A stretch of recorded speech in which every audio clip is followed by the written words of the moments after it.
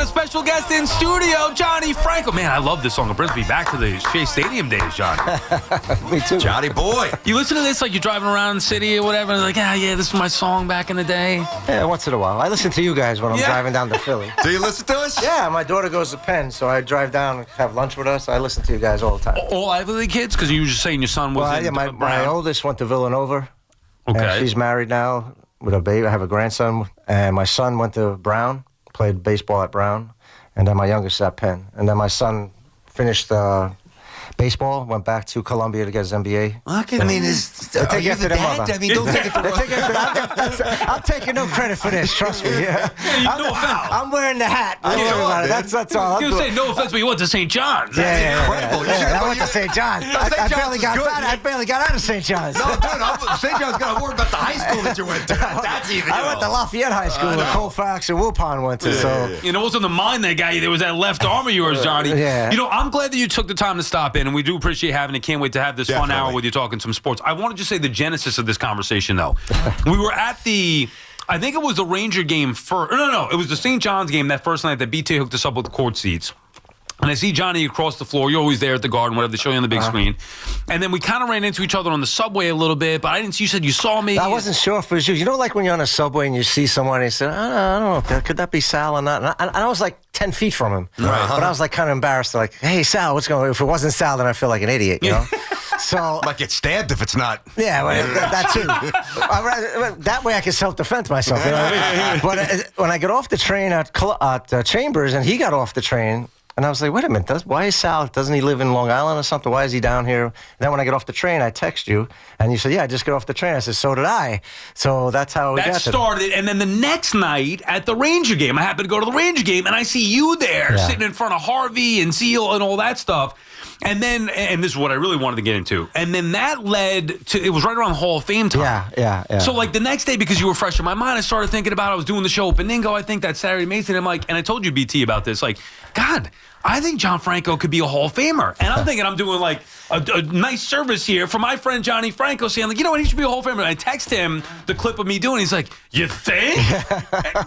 So your thoughts on where you're at as far as the Hall of Fame goes? We made this case for you. And even BT the next day was like, I don't know. Because the initial thought, maybe not. But then you do the numbers and you go over who's in. And we're both like, there's a good argument. You should be a Hall of Famer. You know, my dad always said I was the invisible man. So I could put up the same numbers as the Lee Smiths and all that stuff, and they would get all the notoriety, and I was, because I wasn't a hard thrower, right? So that's what everybody loves, the power pitchers. That's nothing. Billy Wagner was great. He deserves to be in the Hall of Fame, but he was a power pitcher. He strike out. Everybody loved that. I did it with more finesse. You know, when I first came up, I was 93, 94 miles an hour, and as I got older, I learned how to pitch a little bit better. My super changeup, and that's how I learned how to pitch. But everybody falls in love with the power pitchers, and that's one of the reasons why I think I kind of get overlooked sometimes. I think one of the other reasons, because they're right, my first instinct was terrific player, a couple of All-Stars, short of the Hall of Fame when we had the discussion on the air.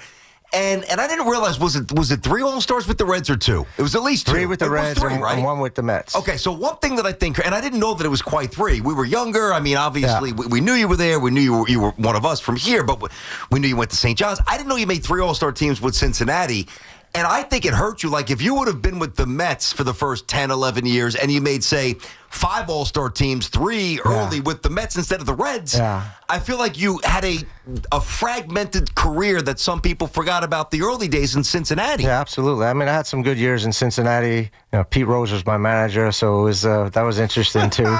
But, I get overlooked quite a bit. You know, sometimes I look at the list and guys who are in the Hall of Fame, and my numbers are, if not better, almost the same, equal to them.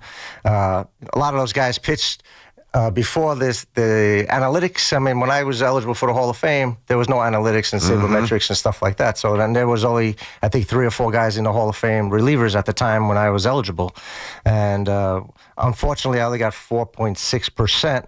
And I remember I got a phone call from a writer. I won't mention his name, but I'll tell you guys off the air. Okay. And he called me and told me he didn't vote for me because he didn't believe in the save statistic. Really? Oh my God. And he was one of our local guys. Really? So, was it Lupica? No. I was playing against I'll tell you off the air. That's even more of an insult. Yeah, so I just said, why the F are you calling me? And I hung up on him. Good for you. Was it the last time you spoke to him? I won't speak to him no more. Wow. Good for you, Johnny. Yeah. I love that. Just to give you the numbers, 2.89 career ERA. By the way, you screwed that up. 43, 44 years of age, hanging on with the Mets in 04 and then the Astros in 05. Right. And your ERA jumped 5.28 and then 7.20. So could have had an even better ERA, but still 2.89. Yeah, it's my last year with the Astros, I started off really good. And, you know, when your mind says, yeah. But then around June, the month of June and then July, really, my ball wasn't breaking, my fastball wasn't moving, and I got hit around pretty good. And I kind of knew the end was near because we had a doubleheader in Cincinnati. Ironically, that's where I started my career, and that's where I ended my career in Cincinnati. I got released in Cincinnati. I didn't know that. I don't remember that. 427 career saves as well, BT. So as we mentioned before, I think we were doing a better ERA than Lee Smith and more saves than Billy Wagner, and both those guys are in. So, well, I mean, more saves than the other guys that are in the too, the Gosses and the Suitors and those guys as well. Too, so. See, here's my problem with guys who get in eventually, and you might down the road. Yeah. You don't get to celebrate it, enjoy it the way you do, because invariably over 10, 15, 20, 30 years, people pass away. Right. People that saw your journey, right. that you would love to be there with you. Yeah, you get in maybe, right. but the celebrations, it's a little bit empty because people that were there your whole life are no longer with us, Absolutely. unfortunately. You know, my brother passed away 2 years ago. My parents passed away years ago. So, I mean, now I have my wife, my kids, my grandson, so my close friends. So, you know, God willing, we'll see what happens with the Veterans Committee. And that's the other thing. You have to get onto that. You have to get onto that. You have to be selected to get on that. So a few years ago, there was the Veterans Committee, and then all of a sudden, they changed it to the modern day contemporary era. Mm-hmm. And so I was on that 16 list, and then they cut it to 8. And I was one of the guys, myself, Lou Whitaker, Keith Hernandez, we got cut from that list. Think about the names. Whitaker, the Tigers in 84, they start 35-5. Trammell, Keith was Keith. I mean, so I got cut from that to the list. old generation. The thing that hurts me still, I think, is the steroid guys are still being put on this list.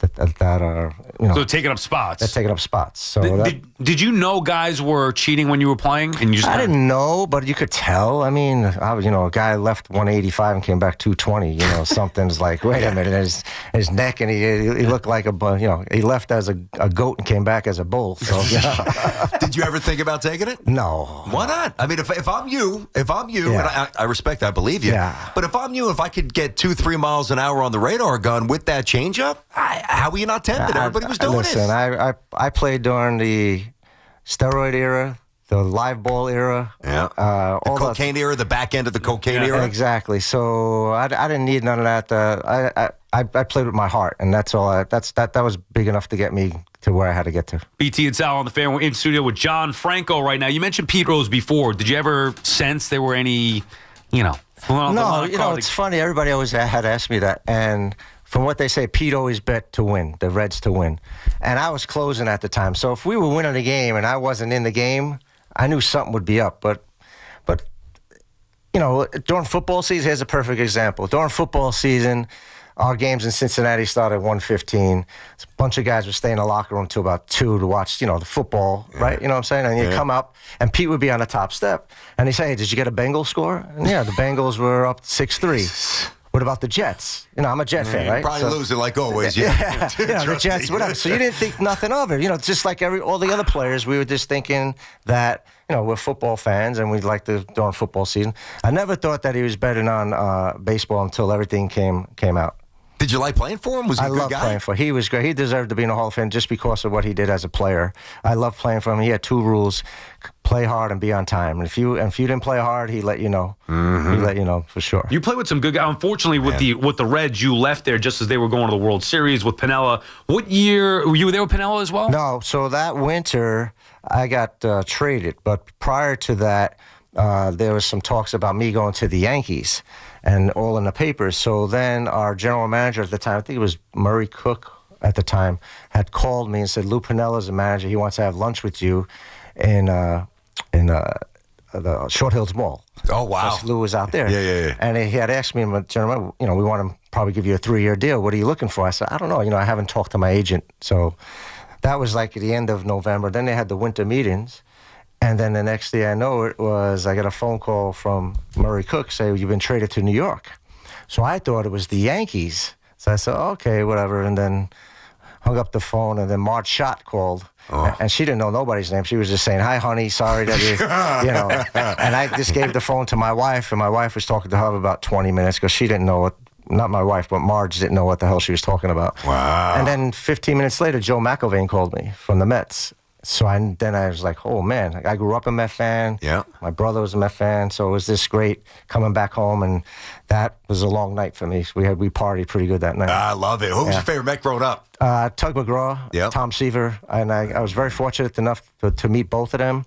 Tom Seaver was a guest instructor down in spring training when I was there. He was great. Some of the young guys like Pulsifer and Israelhausen, those guys didn't know much about Tom Seaver. And I used to tell them, come inside and listen to this guy. And they said, I said, sit your butt down and just listen to him talk. And he was amazing. He was nice enough to, when I went out my wife surprised me with a trip to Napa Valley. And I went out to see Tom because he had his vineyard out there. He's got great wine, Cabernet, GTS. I think Boomer made it out there, too, a couple years ago. I need to get a bottle of that. It was awesome. So wow. I pull up to his gate, and he's got this big gate, number 41 on the gate. And I ring the bell, and the gate opens, and I come down. I was with my wife and a friend of mine and his wife. And we come down, and he has these big, big Labradors, about 90 pounds, and they're running towards the car. And I don't know if they were attack dogs or whatever. And he's laughing. So he says one word, and the dogs just go. And he said, welcome to Casa Seaver, you know. And I got out of the car, and it was great. And I said, what about these dogs? I thought they scare away the mountain lions. Oh, yeah, so a lot up there, yeah. So he gave us a tour of his vineyard. He had, I think it was 80 acres, but only 40 was for the vineyards? Yeah.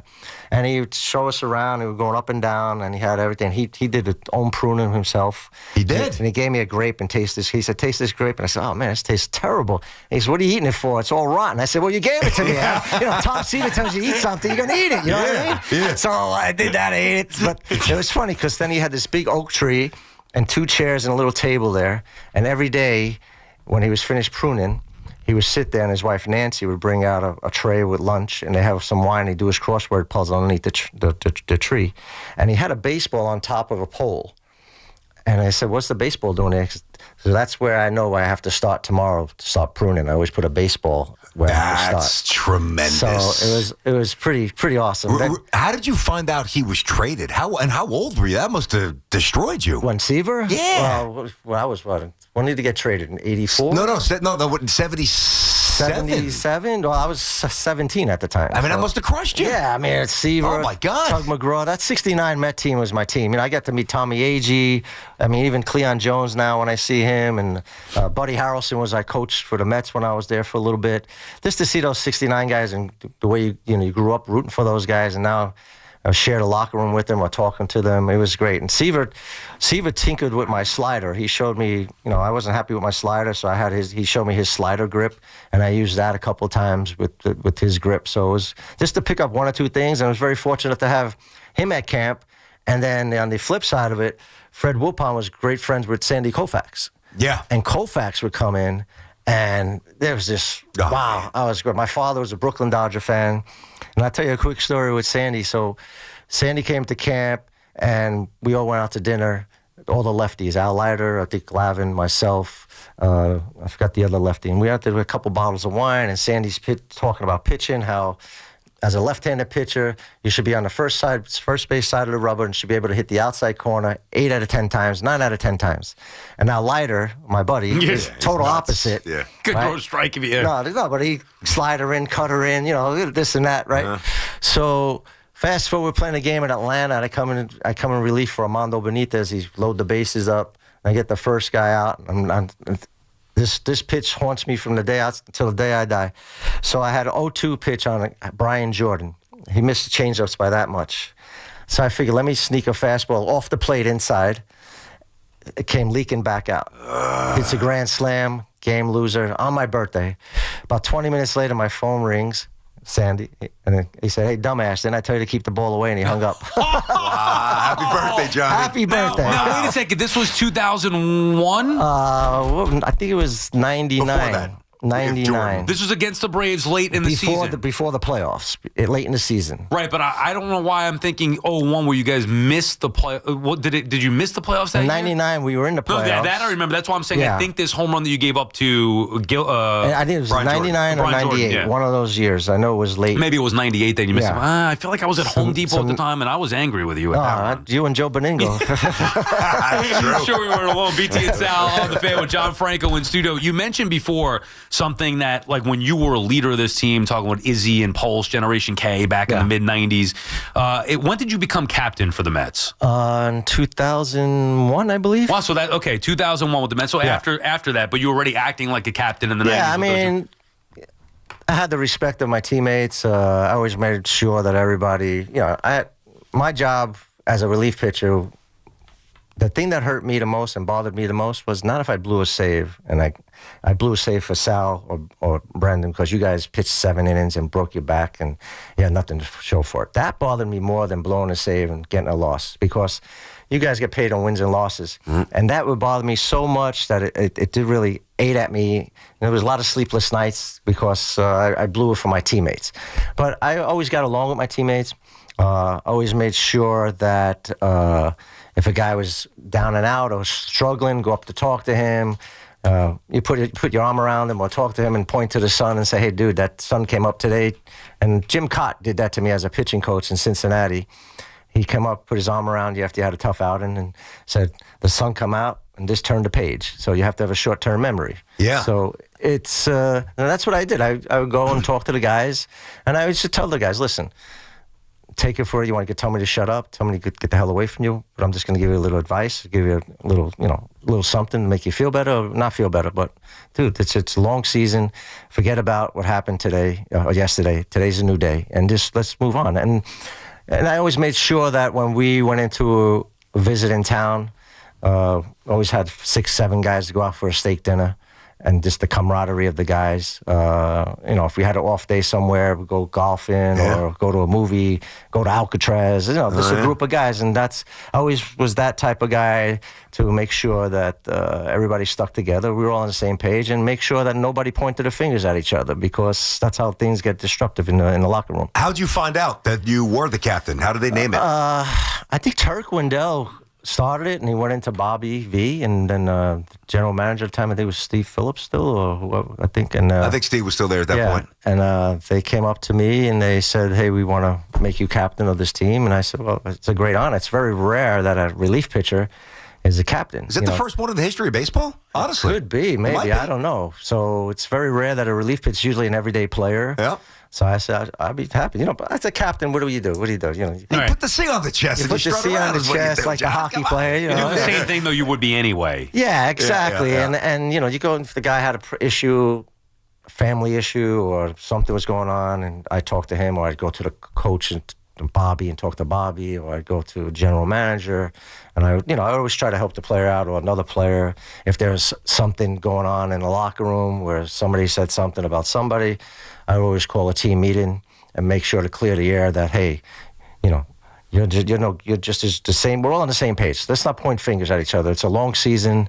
If I blow a save, I'm not pointing a save. If somebody made an error behind me, we're all in the same season.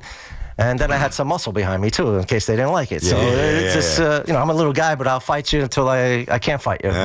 But that's what it is. That's what a captain is. And it's a leader, a guy who gets along with everybody, a guy who I think has the respect of everybody, a respect of the whole organization. And that's what I had. I felt good about that, too. You think the Mets have that with Francisco Lindor? Oh, absolutely. I said it the other day. I think he'd be a right choice. No disrespect to Pete or Brandon Nimmo, the guys who've been there a long time. I just think he has this certain aura about him, that certain everyday guy. He's always smiling, whether he's 0 for 4 or 4 for 4. They're always talking to the young players. I saw a clip in spring training just a couple of days ago where he was talking to somebody about, I guess they were going back on pop-ups or something, talking about that. I think it would be great. I think he's an unofficial team captain right now without the C on him. Kind of like you were, right? Yeah. So I guess eventually they'll put the C on him. I think he'd be a great captain. I think Pete would be a nice captain. I think Brenda would be a nice captain. But I think he has a little bit more edge on him. What he does really well well. And I didn't really know this about him because for first bunch of years we're at the Guardians. Anybody could be a leader when you're doing well. Hey, you're hitting 330 for the month of June. Hey, I'm in a good mood. I got 3 knocks tonight, and we're winning. Everything's good. Yeah. When you're hitting 160 to start a season, or, you boot a ball that's short, and I remember it was a Pittsburgh game 2 years ago. He stood at the front of his locker, very accountable. And the thing that not that I didn't think he was willing to do it, I didn't really ever see him do it like this. He was a leader when he was playing poorly, and it takes a special person to do that because when you're not playing well, people generally don't follow you. Absolutely, and you're right. He had the first couple of months he struggled. It's just like when Piazza got here. Piazza struggled for the first couple of weeks, and people were booing him, and I was like, "What are they booing him for? Come on now, give the guy a shot." But no, he's held himself accountable. He, like you said, 0 for 4. But he don't get no hits, but he can make 4 great plays in the field and save the game that way. There was that talk last year of Ohtani and Lindor. Yeah. Ohtani's a DH. He goes 0 for 4 and the team loses. If Lindor goes 0 for 4, but he makes 4 great plays to save a game and wins a game for the team. So that's the difference between the DH and him playing. So you think that Lindor should have won I think he should have got real close. Should have been real close. Ohtani's a different animal himself. He's a phenomenal player, but I think from an everyday player, playing shortstop every day, not taking a day off. The guy got hit in the face with a fastball last year or 2 years ago, and stood in the game. Didn't want to come out of the game. Well, even when he was, I think this was 2 years ago against the Dodgers, he got his finger slammed in a hotel door. He played like the next night. Exactly. So, he has my respect. Yeah. If I was a teammate of his, I would surely love to have him as captain, not only for the regular players, but for the young Latin players on the team, too. I think the guys look up to him also. We'll take a quick break, come back with more. Johnny Franco, before we do, what'd you ever get for that Piazza, giving him a 31? I had, Mike had the famous artist. Michelangelo. Leroy Neiman. Leroy Neiman painted a portrait of me. That's what he gave? Yeah, all right, not bad. Cool. You still have it, I'm assuming? Yeah, I have it. Yeah. And then you had to wear the 45 with the C on it, but all right. You had to make Mike pay up a little bit. Yeah, when Mike first got traded, I had him stay at my house when I lived in Staten Island for a couple of days, and we had the same agent, so it was pretty cool. Fired up about the Johnny's hoops? Oh, absolutely. I can't wait. Sundays are going to be a great game, too. 12 o'clock start. Tell him, Johnny, Husky's going down, buddy. Let him know. Just enough time to get home to have the pasta, and, after the Johnny's win, it was nice. You cooking the pasta or what? I cook. Since I retired, I do all the cooking. Look at this. I think Mazzilli was the same thing. Remember he was telling us when we had him at that golf outing? He likes to cook, too. I like to cook. All of a sudden you guys cooking. Yeah. So do I. Men cook. You just don't cook. No. I didn't say it's not a men or women thing. I'm just saying it. You don't cook. I don't cook. My wife doesn't cook either. When I played, my wife made sure there was food on the table right before I left every game. So she cooked for 20-something years when I played. Did you have a certain pregame meal that you would always? My pregame meal was spaghetti with garlic and oil. Oh, okay. That was my. And then afterward, you go ham. What would you get? What were you eating after the game? After a nice like win? after the Mets win, depending on what they had in after the locker room. We had Italian food, Chinese food, Mexican food. Every night was different. 7 beers. Yeah. Well, that's when you could drink beers before.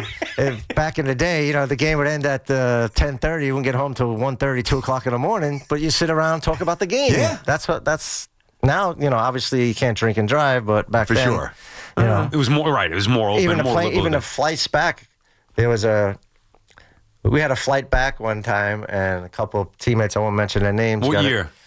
Frank Howard was our manager, our coach, so I can't remember the year exactly. And we got he was going home, and 3 of our players got into a little accident, and Hondo pulled up beside him, and he says, "You guys all right?" And they said, "Yeah, Hondo, we're fine." He says, "I'll see you tomorrow." He just drove home. I mean, we shouldn't even laugh, but that's how it was back then. Yeah, that's how it was back then, yeah. But now, it was great. It was good. You're going down to Port St. Lucie soon to be an instructor? I got a phone call from Carlos Mendoza a couple weeks ago, invited me down to be a special instructor. So I'm leaving. I'll be down Monday till Friday. And what do you do when you're down there? You help these younger guys? You let them know? Whatever they want me to do. I'll just stay out of the way unless they ask an opinion or something like that, and I'll help out. It's good to go down there, and I know I think Santana's down there now, or he's going to be down there. Okay. Yeah, and myself, Edgardo Alfonso, I think David might be down there, and Straw.